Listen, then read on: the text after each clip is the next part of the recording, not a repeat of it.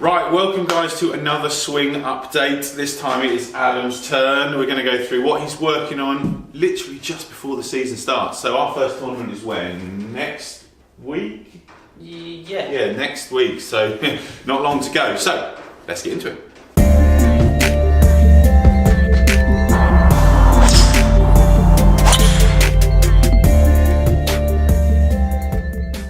Right, talk the guys through what you are working on.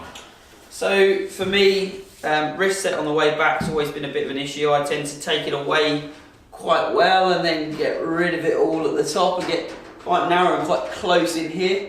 So I've been working on trying to keep my width up just a little bit better, trying to keep those hands a nice set distance away from the chest. I tend to use a bit of a random drill I give some of my lessons as well. Like I'll put an old tie on, make it quite loose, and I put it around the end of the grip, and I'll keep it quite tight between here and where the tie is, and I just trying to work it into the backswing, keeping it quite tight between here and here. Just try and keep that width and try not to let it all collapse back into me. Okay. And then the second one is I tend to get a little, let's try and get myself in focus, I tend to get a little out of posture, back tends to arch up, and I tend to stand the handle up a little high, which at times will make me hit blocks down the right hand side, but also takes away from the strike. Yeah. Strike is a bit thin. Yes. I'm not the biggest divot taker in the world either, but it tends to get really picked, really thin and sort of leaky away from that side. So it's once it gets toe down, it's difficult, isn't it? Tilt and all of that. All of that fun stuff. So yeah, so trying to get a little bit wider on the way back, and then trying to keep that handle low. But for me, that's a difficult one because obviously I've had a lot of years of trying to. So just explain to the guys how you work that. We were just doing this beforehand with the phone. So I would either have, most of the time I have a short cane in with a piece of this, and I'll have that sat almost like that, so I can have the ball in view. Yeah.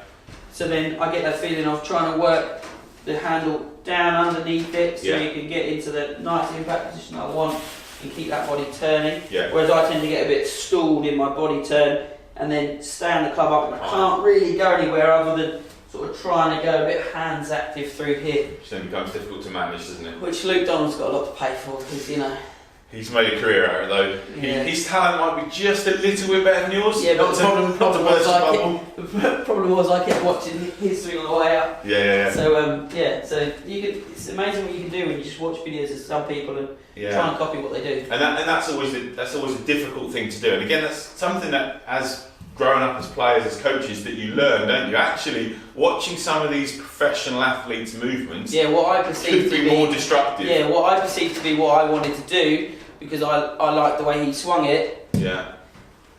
Not necessarily as repeatable as it could be for anybody. Yeah. He uses a lot of hand action on the way through, and it's just it's worked. It's worked for him, hasn't it? Oh yeah, and the really he's just super talented. Yeah. And he does it every day of the week. So exactly. we do it every day of the week. It makes it easier. Right, let's see a few then. Tell us what they're looking like, how they're feeling. So they're feeling average. Average, which is fine. That's okay this time of year. So it starts from here. I've got to feel like my hands, like I said to you before, feel very relaxed, like I've hardly got hold of the club. If I tend to squeeze, I tend to want to stand up. It tightens everything up, doesn't it? So feel like my hands hardly gripping the club. Make that one piece take away, feeling like it's very wide for me. Yeah, so you're not letting your body go across. No, just shoulder through 90 degrees, not really trying to feel like I sway off it at all. So keeping quite centred over the shot.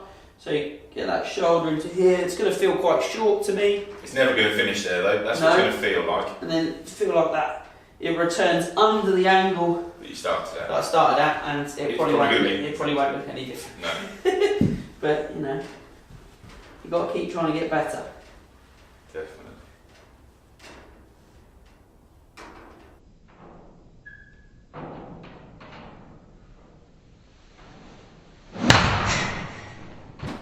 Strike sounded nice. Yeah, that would be just down the right. That's what I'm struggling with at the minute, is squaring the face. Yeah. Because I'm normally squaring it with hands. hands, and I'm trying to get everything in line, which is what I'm trying to get rid of a little bit more. Strike feels so much better. I just can't always get it on target, but that will come. Yeah.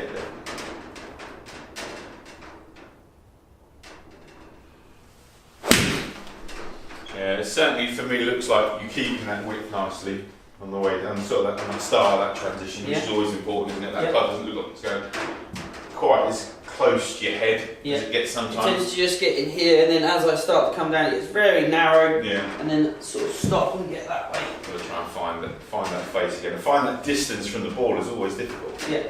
In that short period of time.